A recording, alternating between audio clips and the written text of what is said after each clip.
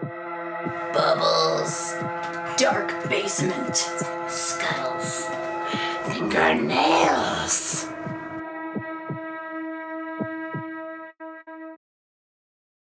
All right, we're here for our January episode, which is not looking too bad as far as astrological weather goes. We've got some interesting ideas. I've got Nika here to bring the witch. Hi, guys. I bring the astrology. Nika's been studying up for the past month. I'm ready this time. Which is impressive because, yeah, it's just awesome. How is the current weather been treating you? We are currently just a week out from Christmas and still going through the Mars retrograde, but we are reaching the end. I'm struggling. The closer we get to Christmas, the harder time I'm having. Like I'm burning out and I'm losing. Part of that's my seasonal affective disorder. Like I always kind of get that this time of year. I go hard up to Christmas and then Christmas comes and then I'm like, okay, I hate everyone and everything and I'm just gonna build a blanket fort and hide here. All right, Mars got your back. It's like, let's just stay inside. Right. The first one we're going to talk to everyone about, though, is the January 1st Venus conjunct Pluto. And that's happening at 27 degrees Capricorn. And Venus moves pretty fast. It actually moves a little bit faster than the sun. So this happens at least yearly. But Pluto's the slowest planet because it's the outer planet. So it kind of just waits around for everything to catch up and run over it. And Pluto's been hanging out in Capricorn for a long time now. It's just getting ready. I think it's in March. It's going to head into Aquarius. So there's lots of talk in the astrosphere as to what that's going to mean. But right now, this will be our last Venus conjunct Pluto in Capricorn for a few hundred years. But Capricorn is the symbol of building things or having goals. It's an earth sign. So it really likes to have physical manifestations in the world. Often people call Capricorn the money sign, which is obviously my pet peeve because I'm a Capricorn sun and don't have any money, strangely. So I'm not sure what's happening there, but my Capricorn's broken. But I do agree with the part where we like to have goals, like much like the mountain goat, we like to be building and climbing towards something. Mm-hmm. When we get Venus conjunct Pluto in Capricorn, there is going to be a certain element of building towards something.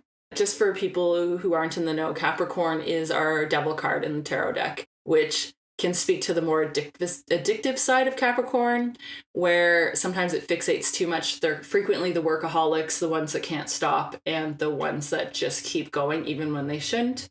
Not that different really than Aries, which has a little bit of that overdrive system going on, but a little bit more focused on the material world and building stuff that they can actually hold in their hands or show to people. I'm interested to see how it goes.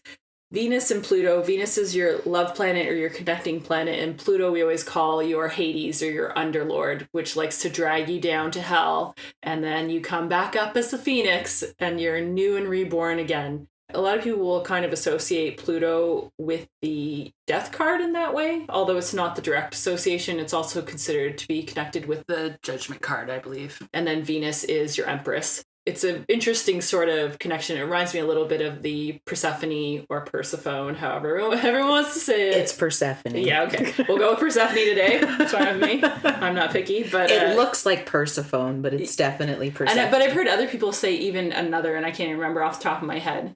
It's weird. Yeah. No. Anyways, all of the names are like that. Let's not even talk about Asclepius because this will go on forever.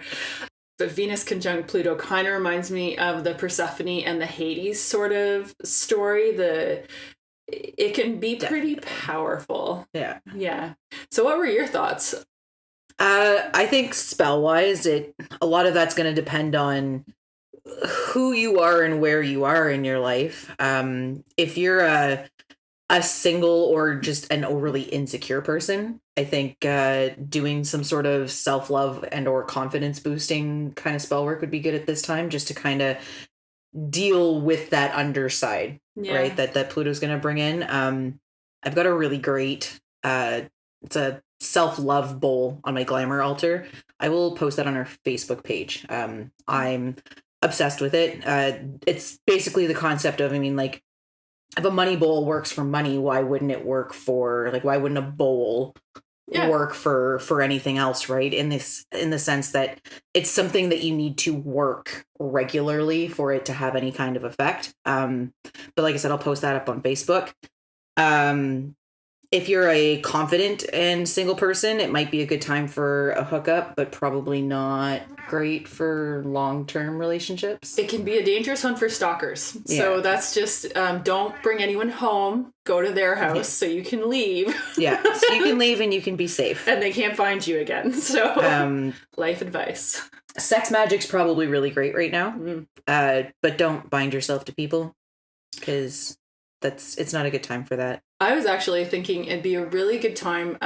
I like to do what I call it a funeral, but I'll do funerals for connections that I want to break. Yeah. I got a few of those. Yeah. So either it'll be an actual person you want to bury. Yeah.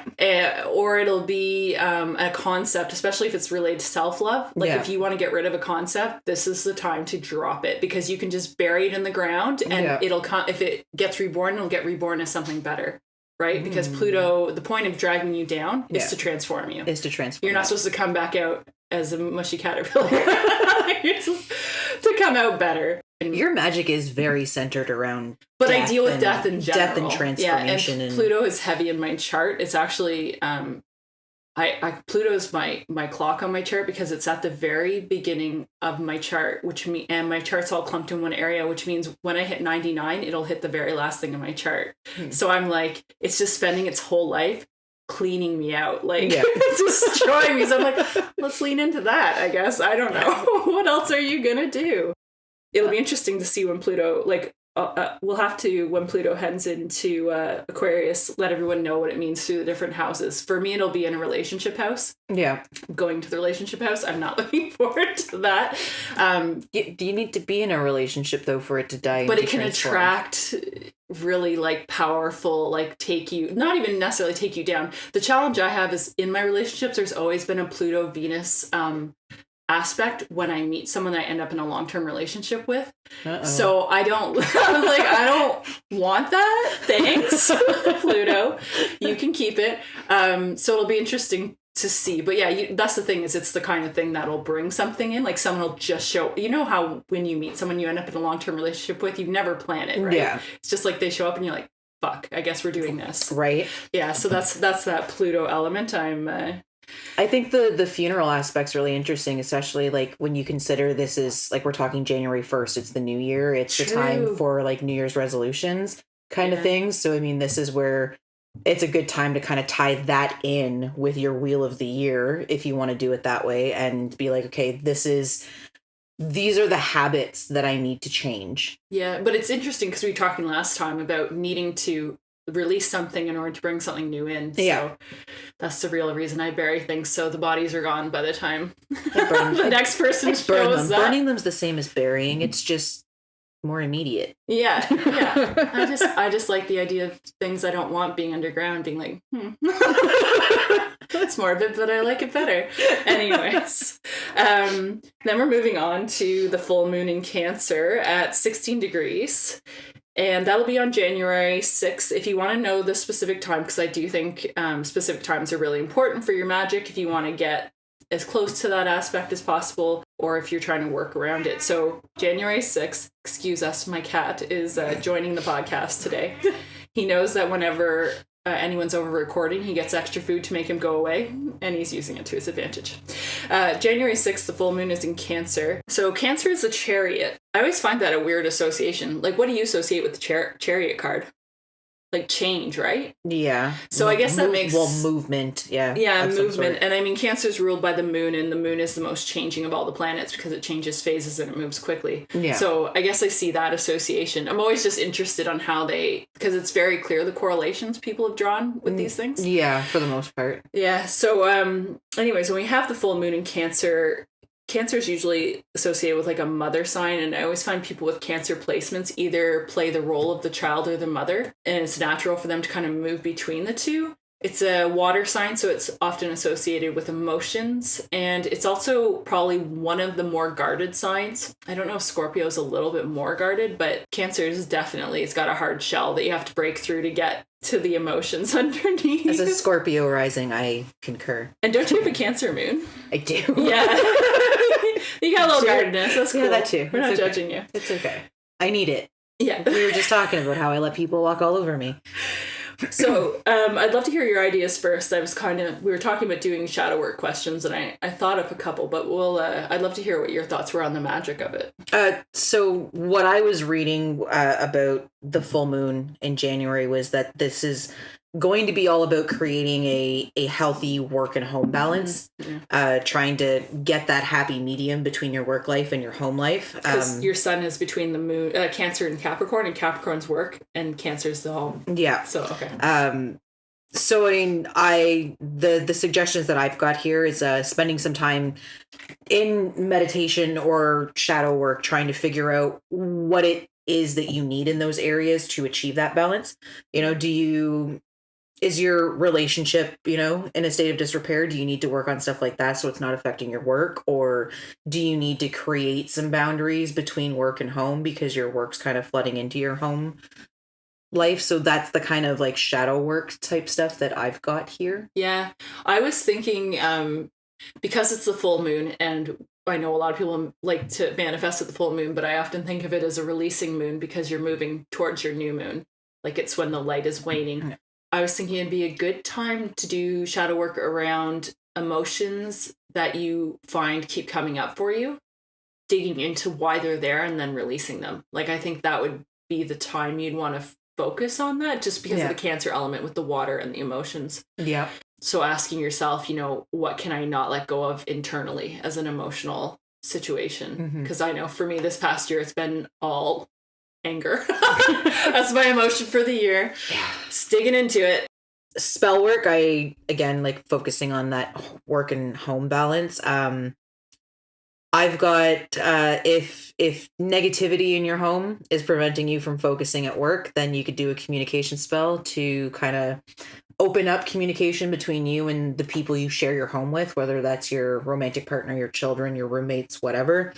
And then following that up with a really good house cleansing. Yeah, just anything home related. Yeah, just to kind of release that stagnant negative energy that's there. Sweeping your house from top to bottom, back to front, out the front door is my go-to method. You can do the same thing with a vacuum if you've got carpets. Is this the cinnamon door time, or that's like the protective? So the cinnamon door thing's the first of the month, and it's to bring money in. Oh, okay. I always find that interesting because I would never. With cats, I shouldn't. Really. Yeah, you shouldn't with cats, but I mean, the idea is you're supposed to blow cinnamon in the door. Oh. I have a money altar. I don't need to blow cinnamon in my door. I could do a whole rant on the cinnamon. Wait, there's a rant on cinnament? Yeah, well, just the cinnamon first of the month ritual. What is this is the people need to know. I've got issues with this because you see it because it's a TikTok thing and people are all over it. So the first of the month you see 8 million posts everywhere about people being like, don't forget to do this, and then within the first week it's posts of, oh well, I did this. I blew the cinnamon through my door at the first of the month and now my life went to shit. Okay. And I think and why? I don't know I think a lot of people and their life ends up going to shit. People are most witches. Okay, you've got different types of witches. Most of us have a very specific routine that we follow when we're doing spell work to get into that headspace, to get into that ritual mindset or whatever, whether you cast a circle, whether you meditate, whether you ground, whether you do whatever, right? If you're someone who regularly casts a circle before you cast a spell, now you're standing outside of your home, outside of your protective barriers, and you're probably not casting a circle on your front step while you blow cinnamon in your front door. So who knows what you're blowing in? With that? Interesting. If you're not somebody who casts circles, like I don't do circles, right? But my sacred space is very heavily protected, which is why I don't do circles. I have protections in my home and in my sacred space so that I don't need to do those things. I'm also not somebody who fucks around with spirits too much, so I'm not super worried about that. They don't bug me, I don't bug them. But I feel like, again, like, you know, you're stepping outside of that comfort zone. You're not in the proper headspace.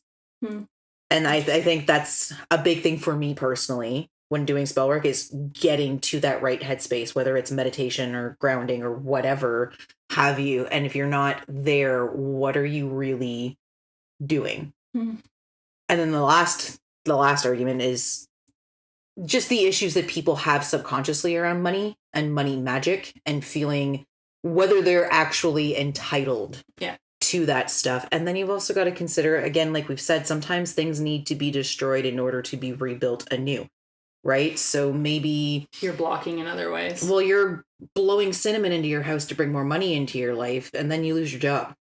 Well, maybe you weren't ever going to get more money at that job. So it's like, here, I'll get you a different job. Now you need a new job, right? Like maybe you needed like, this is the universe's way of being like, this job wasn't any good for you anyways. I just I hate TikTok.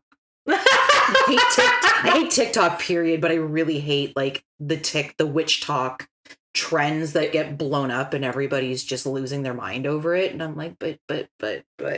All right, so on to our next aspect. We have Mars turning direct on January 12th at 8 degrees Gemini. And we're talking about this because Mars has been wreaking havoc on everyone's life forever and ever. And Mars is kind of a weird planet because the inner planets, so Venus and Mercury, so Mercury goes retrograde 3 times a year. So you can either get upset about it or not. I find it impacts people with a lot of Gemini or Virgo placements a lot more than it impacts everyone else. But it'll still screw your computer up, period. Like, that's just life. And then Venus, I think it goes retrograde every 18 months.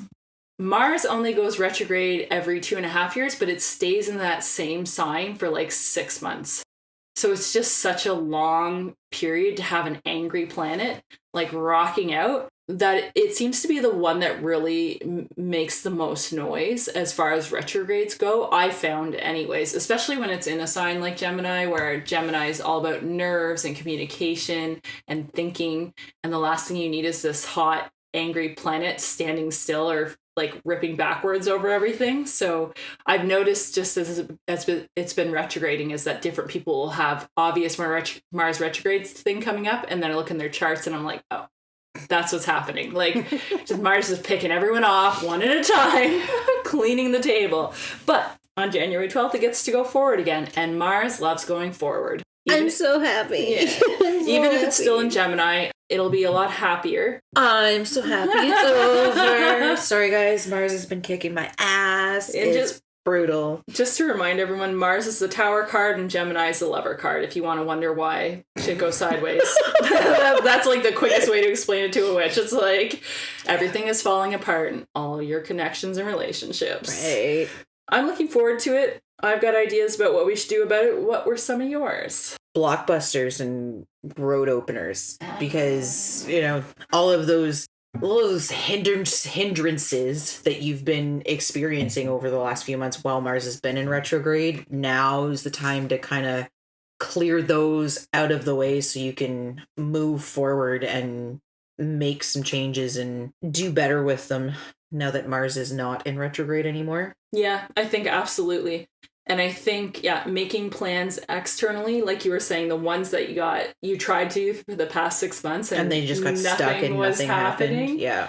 And it's nice too that it's happening in January, because this will give you a little more leverage to start doing action plans, like physical action plans too, because Mars loves action. So I'm not a New Year's resolution girl, but if you are, this is going to give you that extra little bump to get things moving for sure. I think it'd be really interesting to do, while this is happening, like a spider, what are they called? A spider diagram or a mind mapping of in something that you need inspiration on. So if something's been stuck in your head that you want to do, pick that thing out, do a mind map. If you don't know what they are, Google them, because I don't usually, someone told me about them. I was like, oh, that's smart, with the bubble and then the little legs coming out from it. Bubbles but you know what'd be really neat is if you do the mind map and you figure out what you're going to do and you made a sigil out of what you ended up picking out. That would be cool. And use that sigil for continuing to manifest inspiration for that idea that you're trying to build towards. Because this is when the energy is going to flow for that.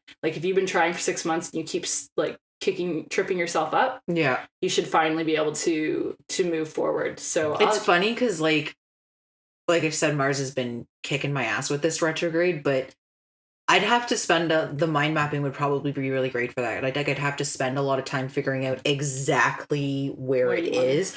I've just been like super, super drained. And it's just something that I easily just brush off as I'm like, oh, it's this, like, oh, it's work, or oh, it's, it's life or whatever. But because I'm drained, I've got less energy and less patience for people, which causes issues in everything in my life. So well, and it's interesting because this Mars retrograde is in your 8th house. The 8th house is kind of like, if you have to imagine your 7th house is your relationships, and even though it looks like the 8th house is on top, we do these things where we turn charts. The 8th house is actually the house that supports the 7th house. Okay. It's what it stands on. Like the 2nd house is what our 1st house stands on, because the 2nd house is our money and our finances, and our 1st house is us. Yeah. And the 8th house is what our relationships stand on. I often call it your karmic relationships or connections to other people.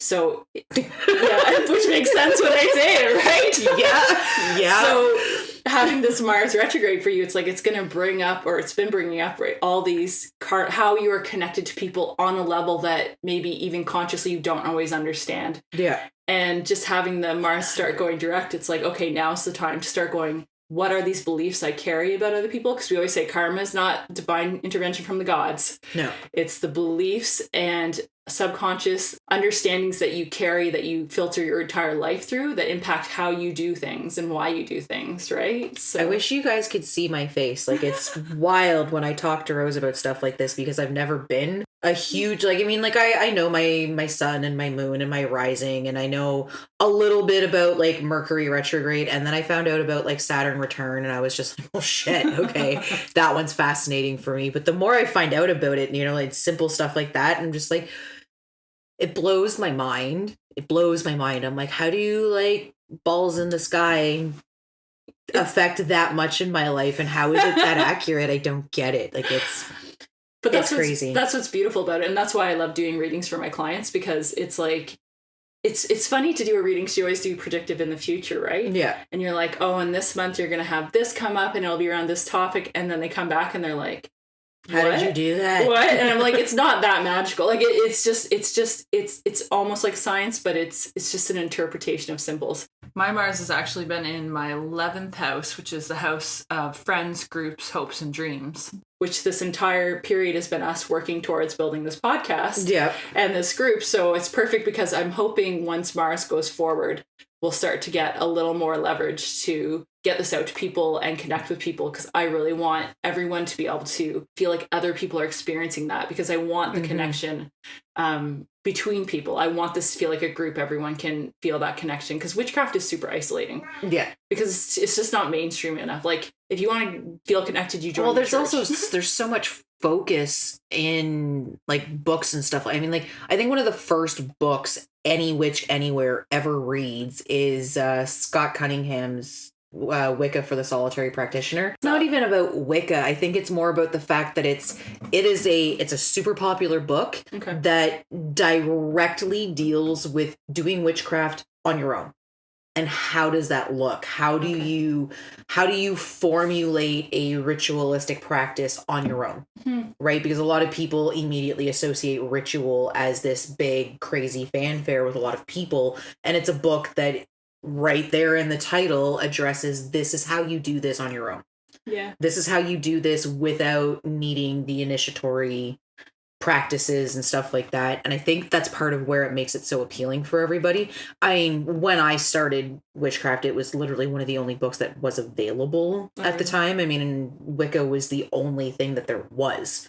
It was all Wicca all the time, everywhere. It's why I didn't get super heavy into it until much later in life. But that's another topic entirely. I really think that witchcraft itself is almost advertised to be a solitary practice. It's something that you don't need to do with anybody else, and you don't want to do it with anybody else, because then you have to consider other people's thoughts and opinions on how your practice is supposed to work. And I think, I agree that that's absolutely what scares people away from groups, is being told they're wrong. Yep. And I almost feel like that's something that's been passed down from atheism and Christian religions. Yeah. Because there is a way of doing things, right? Like, you can pray to Jesus, but only the priest can absolve your sins, right? Like it's weird how there's all these like layers of you have to earn it. Yeah. And I feel like which is what causes that imposter syndrome, is none of us feel like we earned it. Yeah. And it's like, what are we earning? There's no stars. No one's gold starring anyone. No. Which is a shame, because I think I've noticed hanging out with our group that the longer we hang out, the more you realize that no one's actually an expert, in the sense that even if you're an expert as in you know a lot of archaic knowledge and you've collected a lot of information, for me especially, I always preach that every single human's going to have a unique spiritual evolution. And I've never met two people, even in the exact same religion, that are having the same experience. So it's very weird to me when people are like, no, you have to do it that way. And it's like, how does that work? Like, how can you force someone? This is one of those things where, I mean, like, I think that everybody should practice the way that they want, and that their spiritual evolution should happen in the way that works best for them and the things that they need to grow and learn through. But I do think, and as much as I think that, like, all of the correspondences for plants and colors or thises and that's or whatever, like, I do think that there's some wiggle room in there. I do think that there's a big trend right now, and I don't want to say so much in witchcraft. It's a lot of like the new age spiritualists of doing whatever you want. I do what I want. No one tells me what to do. Nobody can tell me what to do. And it's like, but you don't understand any of the history, and you can't just throw that away like it's nothing and make up your own. Like, the history is there. People have done the work to find these things, you know? I mean, like, and I just think it's super disrespectful to people that came before us and have done the work and done the research and done the experimentation and whatever. And I have a big issue with intention is everything. To people who know astrology, Nika's got Saturn in her first house, which means respect your elders, damn it. Stop it. Follow the rules. But what I do think, even if you want to get past the political element of respect your elders, which is essentially what that means in a way, is that subconsciously all humans have an archetype system in their head. Jung has proven that, Carl Jung.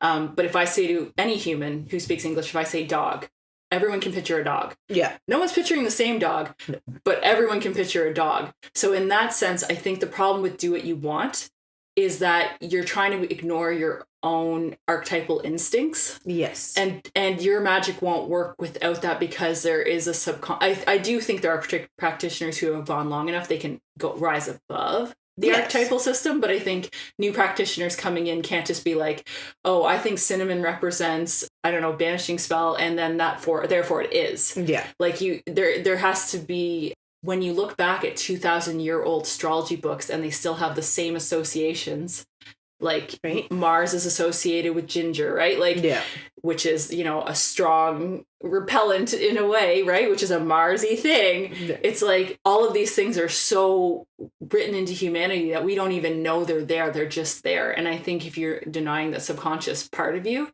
then the magic won't work anyway. So, so even if we don't want to get super political, I do think the reason we teach people that is so the unconscious becomes conscious.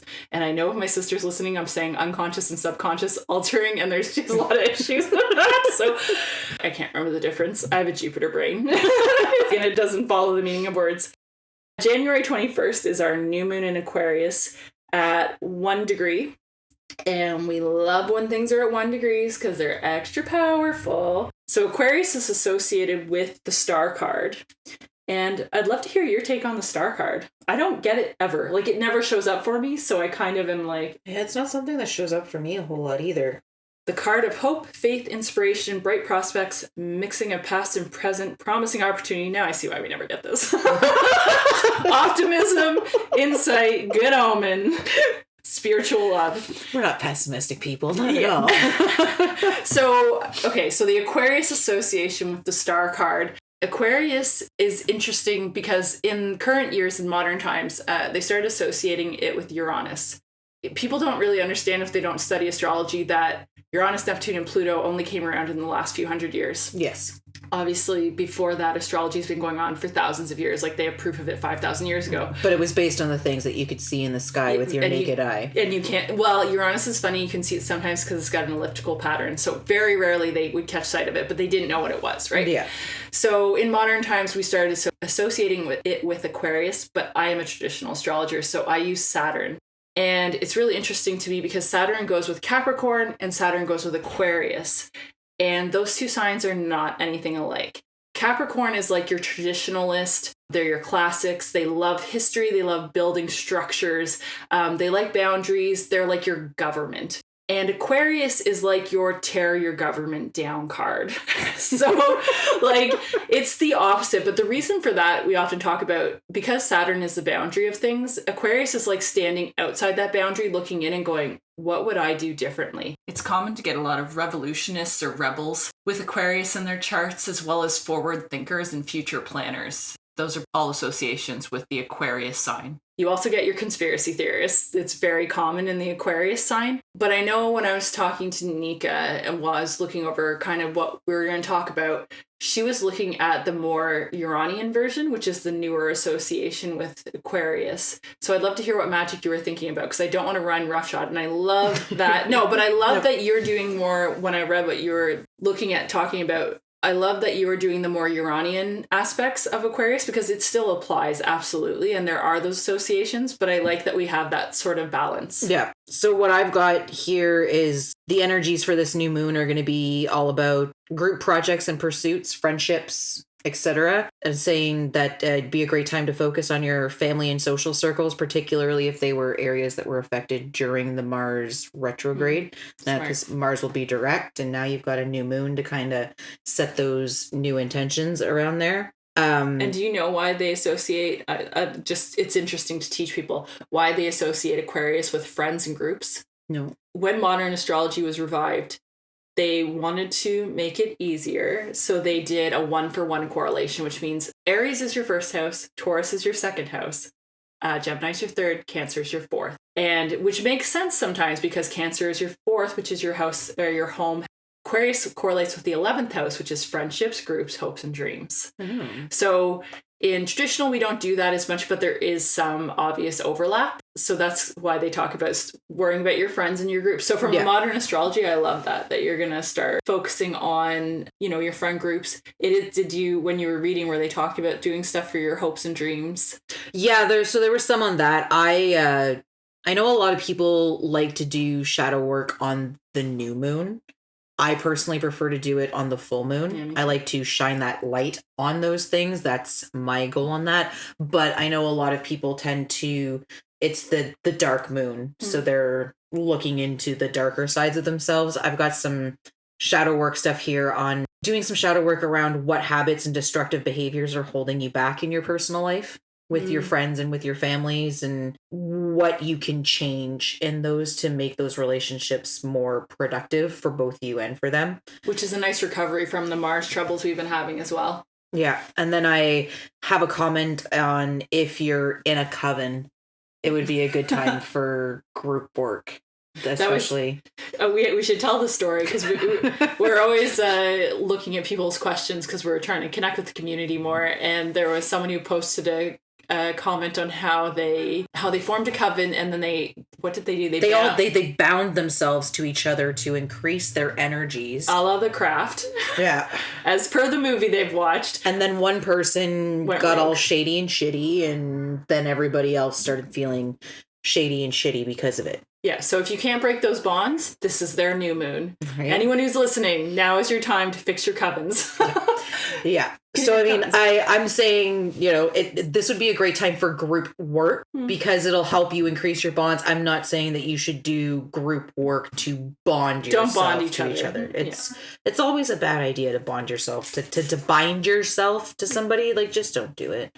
Well, considering most binding spells screw you over with one person, right? Probably don't throw in like 3 or 4 other people. Right. Think about how unpredictable people are. They are. You really want to bind yourself to that? For me, I think because I like the Aquarius as sort of the revolutionary person, the new moon for me, I would want to work on moving towards beliefs that maybe you've buried for a long time, in the sense that a lot of times we know things to be true for ourselves and we kind of try not to look at them, right? So I think this would be a really good time for digging out those intuitive insights that we have about ourselves that we've known but we didn't want to face. Aquarius is really good for shaking things up and starting new revolutionary plans in your life. And I'm not even talking starting a movement. I'm literally talking, like, for me, it's like, I know if I can't stay in my apartment, like, now is the time to start moving towards finding a new apartment, like shake your life up. Because interesting thing about new moons, like you were saying, people like to do shadow work. Shadow work comes naturally during the waning moon. The balsamic is like that last phase before the moon and the sun conjoin in the sky. That's often a shadow work time. But once the new moon starts, like once the moon passes over the sun, it starts going light again. Yeah, we call that your most intuitive time, because you still can't see, but your ability to see is coming. So it's like, this is a great time for meditative work to start seeing on an intuitive level. So getting those inklings about what it is that you need to make changes for. So I know not everyone is a meditator, but this is a great time to do the kind of meditation where you say, show me what I don't know. Yeah. And then just sit for 10 minutes and do that for a couple days and just see what comes up, right? Meditation is something I've had to work with a lot. I've had to practice and try a lot because with a lot of the new age spirituality stuff, meditation is sit and visualize this scenario or whatever. Like you're walking through a meadow into the forest, and then all of a sudden your spirit guide's there in the clearing and blah, blah, blah. These are the things that you're imagining. It's that type of meditation's always been so bizarre to me because I have aphantasia and I can't visualize. I'm like, you're literally just sitting there daydreaming. How is this effective? Like, how is this doing?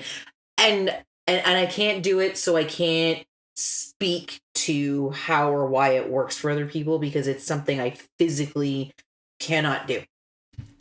So for me, meditating is it's more mindfulness, it's more breath work, it's more trying to physically get my brain to that theta. I think it's theta, the theta brainwave. Which is interesting because, as someone who was a yoga teacher for a long time and a yoga practitioner and then teaching meditation, a lot of people don't realize, and this is what I always encourage people, is that even if you try meditating, your brainwaves change. So even if you're sitting there going, I'm fucking this up, this is horrible, I'm shitty at this, just sitting there makes your brainwaves change.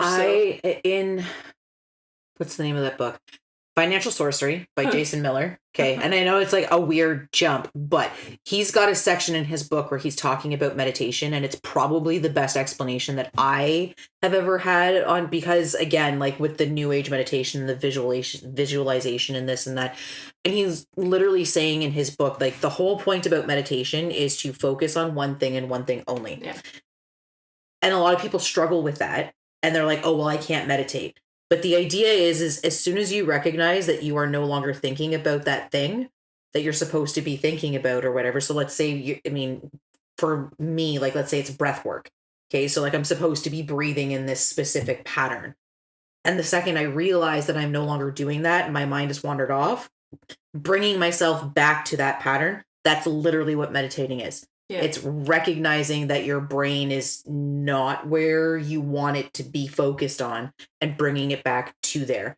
Yeah. And I'm like, well, if that's all meditation is, I'm real fucking good at that. Well, and I really wish they had, because obviously I would never promote visualization as a form of meditation. And I think it's such a shame that has become the thing, the standard. But I do think it's something to do with it being fun. Yeah, it's fun to imagine, and then everyone it's fun to daydream. Yeah, and then I saw, my God, and it was this horned creature, and people love it, and it makes them feel special. But the point of meditation is literally to not make you feel special, right? It's about focusing your brain, not allowing your brain to run off in those 101 directions that it always does, and to focus on that one singular thing, which is harder. It's harder than it sounds. Oh, it's way harder than visualizing. it's way harder than it sounds like such a simple concept, just to think about one thing and one thing only. It's harder. Your brain doesn't want to do that. It wants to run off in all the directions that it wants to. Yeah, we often talk about in yoga, they call it the chitas and the vritis, which is, it's like the mud in the puddle. Mm-hmm. And when you're thinking, you're always swirling around, and then you can't see what's at the bottom of the puddle, right? Yeah. Because there's just too much shit in the way. Yeah. So all meditation is doing is letting shit settle. Stop swirling so you can actually see. So yeah, I mean, I love meditation. I think it's changed my life much more than witchcraft. Not to be mean to witchcraft, but it definitely has. And my witchcraft has changed because of meditation. Because it's allowed me to, this is where, I mean, like, meditation wise, I don't see the point in visualizing. In witchcraft, I can definitely see where visualization can be an asset in your craft, right? And focusing on what it is exactly that you want the outcome of your spell to be. Yeah. It's a lot more work for me to get there, because I can't just close my eyes and take 3 seconds and think about, this is the picture of what I want this spell to look like. I've got to sit there, and all of those minute details that somebody that can visualize can pull up in their head in a split second, I've got to actually either write it down or find some way of creating it, say it out loud, or work through all of those little minute details in my head so that I know exactly, micropixel by micropixel, this is exactly what I want. Yeah. And that's where, I mean, meditation has been a huge game changer in my craft, because it helps me get to that point faster. It helps me narrow down on, this is what I want, and this is how I want to get there. This is what I want my spell to do. It focuses you. Yeah. We were talking about the cinnamon door thing, and the fact that people have blockages around money. Yeah. For me, I find meditating around those blockages so that they release has more impact on my ability to bring money in than just keep slamming that spell, trying to push it through. You said you've had a lot of issues with money work, eh? I find the spells don't work, the meditation works. I find I'm better off doing shadow work around why I don't deserve money than around just trying to force money to come to me. It doesn't. Yeah. You know what? My magic's always like that. Like, for me, I find that's probably why I do so much Pluto stuff, where it's easier for me to dig a hole and let it fill up with what I want than it is for me to try to jam whatever I want in a hole that's not there. Like, that's why I like to destroy things and create space, because that's the way my magic works for whatever reason. But I love watching pure manifestors. Kyla, Corey, both of them, it's just like, snap their fingers. It's like fucking watching Bewitched, and their noses wiggle, and then I'm like, how did they? But for me, I think because I have so much Pluto in my chart, it has to be a matter of removing and destroying to get what I want. And it's whatever. We all have our own energy, and it's ironic, because when I do money magic, my husband gets the money. He always ends up with some sort of windfall where he gets a chunk of cash, or he gets a new job, or he gets a raise or whatever. I mean, and he's my husband, and his money is my money. Whatever, it works, but it's rarely me. But you also have, you have Taurus in your 7th house, which is the most physical manifestation material money sign. Yeah. So, he's getting all, and Venus is the planet of money. I know people say Jupiter, but Venus is literally your money planet, right? So it's like you have your 7th house, your house of relationships, and that one other person you're most deeply connected with. So it's like you're doing all this money magic, and it's just like, he gets it. You almost, that's interesting, because Mars rules your 1st house. I wonder if there's a way to work that in. Anyways, not to digress too much on the astrology, but sorry guys. So we're just fixing our lives. You can listen in. January 22nd is when Uranus turns direct at 14 degrees Taurus. Usually I wouldn't get into the outer planets going direct or going retrograde, because honestly, for half the year, they're either direct or retrograde. So a lot of people get worked up if they're not into astrology, but astrologers are like, yeah, they're kind of always doing that. Yeah. The one thing is when they turn is they usually hold that degree for a really long time. So if you have anything in the fixed signs at 14 degrees and your fixed signs are Taurus, Leo, Scorpio, and Aquarius. So double check your charts. If you have anything at that sign, it's more likely if it's running over that 14 degrees in your chart. If there's something there, a planet or your ascendant sign or your midheaven, then you're going to feel this a lot more. And Uranus is the Fool card, which is probably one of the most close associations where I'm like, yeah, that makes sense. Because Uranus is big on starting new things, unexpected changes, that sort of spontaneous energy. The Fool card for me is always like big things happening, like just this new adventure. And it can be a little bit sideways. It can absolutely screw you up. It's not always in a good way. And then Taurus is the Hierophant. I mean, I'm not a big Hierophant card person. I don't want it to show up. I'm always like, I think it's going to get too religious around. I don't want that. But what is interesting about Taurus being that is that Taurus is that fixed sign, and it's your materialistic sign because it's an earth sign. So fixed has trouble changing. It's a lot about the things you own and your resources around you. And I find the Hierophant can be very much a doctrine card. Like it has a set of rules that you have to go by. Yeah. And it's got a lot of structure to it. So those two, I get why that plays together. I like Tauruses more than I like the Hierophant card because it's ruled by Venus. So it's got that element of beauty. It's got that element of balance. But when you add it to an earth sign, Venus ruling an earth sign, it can get a little materialistic and it can get a little stuck in its ways. Uranus has been running through Taurus for about 4 years now. So, I mean, it's been rocking out there for a while. So when you get Uranus in that your human resource sign, your money sign, it's like if you've noticed things have been a little up and down, a little left and right, that's part of it. So now it's moving direct. At least it's moving in the direction we want it to. And hopefully we can start having some good changes. Yeah, everything I was reading was talking about like really wild and unpredictable changes in and around like home and money. And that's so scary for me because I'm just like, we're dealing with this, like the biggest inflation rates that we've seen in decades, like huge. Life is just getting more and more and more expensive everywhere we go. And I'm like, I don't know how many of us can really handle anymore. Like, collapses and unexpected catastrophic changes in our lives. And I remember when Uranus, I think it was when it was first going through or was started making some difficult aspects to Saturn, because that's what this whole pandemic has been, is this square between Saturn and Uranus, which are generational planets. So that means they move slower and they tend to affect bigger groups of people. And obviously the whole world is always impacted by the astrology, whether we know it or not. But what I remember when we started having these aspects with Taurus and Uranus is the toilet paper. God. Which is such a weird thing to stress out about. I stressed out so badly about that because like you need to wipe your bum, right? I was like, I do. And like my husband just didn't care at all. And I'm like, okay, but like you get to stand up to pee. I don't have that luxury. It was very much a girl problem, which is interesting because Venus and Taurus, like it's a feminine. Yeah. For us, it sucked. And he's like, don't worry about it. We'll figure it out. And I'm just like, how? But how? There's no toilet paper anywhere. Like, what are we going to do? Nika's looking up how to make her own toilet paper. She's like blending clothes with recycled paper. Don't tempt me. Oh my God. Can I flush this? It was wild. Or recyclable toilet paper. You ever see people who do the cloth toilet? I know, it's too far for me, man. I couldn't even do the cloth diapers. It was too much for me. Right. Anyways, I thought about it, but some people are stronger than humans than I'll ever be. Right.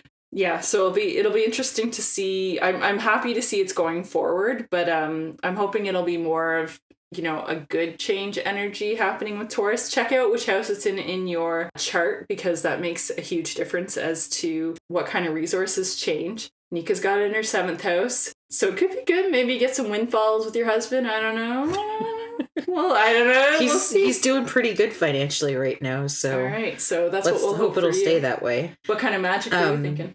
Magically, I'm thinking about protecting what you have, just in case shit is about to hit the fan. So doing some protections around your home in particularly, because I mean, earlier in the month you've cleansed everything, right? So it'd be a good idea to set up some protections around your home, whether that's with railroad spikes in the four corners of your home, or your salt at your doors and window frames, just to kind of protect that, to protect the entrances into your home. I like floor washes. I love a good smelly floor wash Yeah, with herbs and stuff. Yeah, in it, I love oils. floor washes. They're fun too. And then also maybe thinking about doing some sort of spell work around job security, making sure that your jobs are protected and secure, and maybe looking into having a spirit or deity and protecting your investments. Especially if you have specific deities that you... Yeah, if you've got specific prosperity or I'm trying money to think of which deities or... would be associated. I know Jupiter, like Zeus is definitely associated Jupiter or with money. Zeus specifically. But ironically, second time I'm going to bring up this book, Financial Sorcery by Jason Miller, will have a lot of really great options in there, though his suggestions tend to lead more towards the very, very Eastern religions is a lot, because that's where a lot of his practice is based off of. I forget. I think he does some hoodoo and voodoo too. He doesn't suggest a whole lot of your standard like Norse, Celtic, Greek. He likes deities, like the East Indian gods. Yeah, and a lot like of the that. East Indian ones, Buddhism, and Which I think is Ganesh is your money god. Yeah, I'm not 100% sure. But I mean, even if it's not a specific deity, you know, I mean, like reaching out to your spirit squad, your ancestors or whatever, and asking them to, your ancestors would be a really great resource to tap there for protecting your investments. Especially since we're talking about like unpredictable changes in finances and stuff like that, it might be good to... It's interesting. All your suggestions are interesting because all of them talk about essentially beefing up your Taurus, which is that grounding energy. Yeah. So there's so much grounding element, right? Like the railroad spikes are like this earthy, salt is associated with the earth, right? So it does make sense to definitely start beefing up the Taurus, because Taurus hates change and Uranus is like lightning that just likes to strike through and rip things up, right? So if you think about if you're ever in a lightning storm, right? Like it's all about finding somewhere safe and structured, right? Like you're not trying to wave around in the wind waiting. You're not standing at the top of the hill with a big umbrella. Yeah, exactly. You want to be low, grounded, lying in a ditch. So that's our definitely going to be our trend. If anyone's looking for some good grounding plants that are associated with Taurus, you've got your sage, dandelion, and vervain are grounding, and as well you have sapphire and garnet. And I find I always have garnets coming up in my life, so I have to assume that makes sense. Garnet. Yeah, it's one of my favorite stones. And topaz isn't bad either. I think obviously the brown color probably is usually that earthy energy. I was going to ask you for this. I know when the Mars retrograde started and it was really kicking my ass, you had suggested making an offering to Mars to kind of help alleviate that. And is this a situation where you think like maybe making an offering to... So here's an interesting challenge. Because the 7 inner planets, so Sun, Moon is your luminaries, and then you've got Venus, Mercury, Mars, Jupiter, Saturn are your 7. Yeah. Because no one knew about anything after that for a very long time, the associations with Uranus, Neptune, and Pluto are not as strong psychologically, because they're new. Yeah, well, and they're considered more like a spiritual, less tangible thing. In astrology, with traditional astrologers, we treat them like fixed stars because they move so slow. Yeah. Essentially, astrologers think of them very similar to a fixed star in the sky. So I do think you could do some sort of offering to Uranus, which I'm trying to remember if that's Kronos in either Greek or Roman, however they switch. I can never keep my two. Me either. Yeah, but obviously because there's the association with the Fool card, you can use kind of associations with that.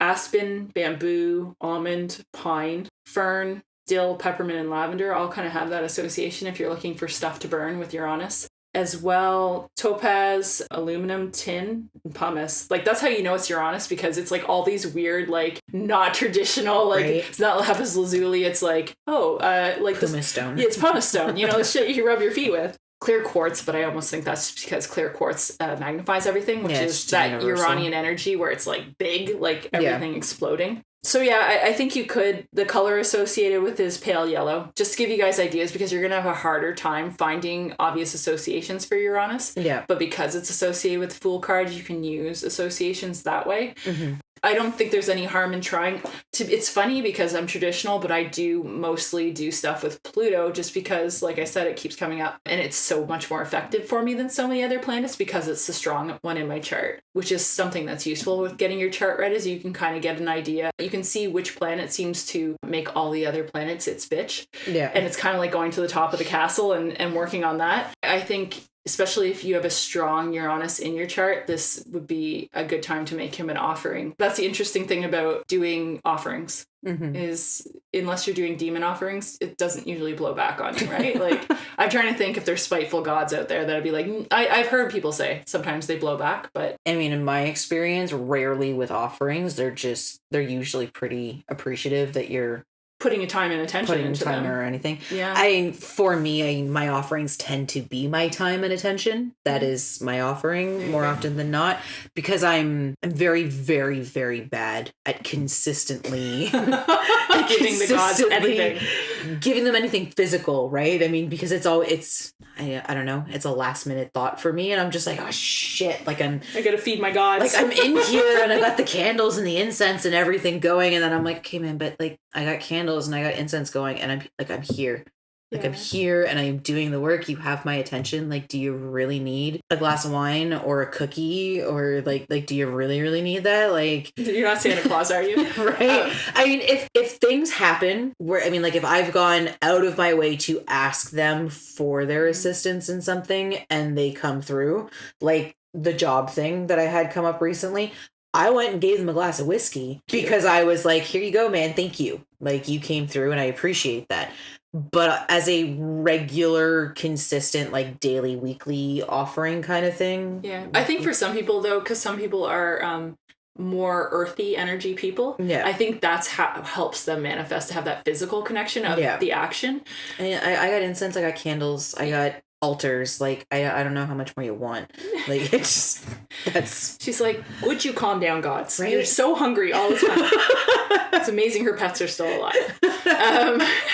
Yeah, so we've got lots of Uranus coming up this month. We've got some Venus and Pluto and some these are nice, clean, new and full moons without a lot of Mars getting in the way for once. Yeah. So it's a good time to start making some changes happen, which is January anyway. So hopefully everyone starts thinking about that. Anything else you want to sign off on? Happy New Year. Happy New Year, everyone. Bubbles. Dark basement. Scuttles. Fingernails.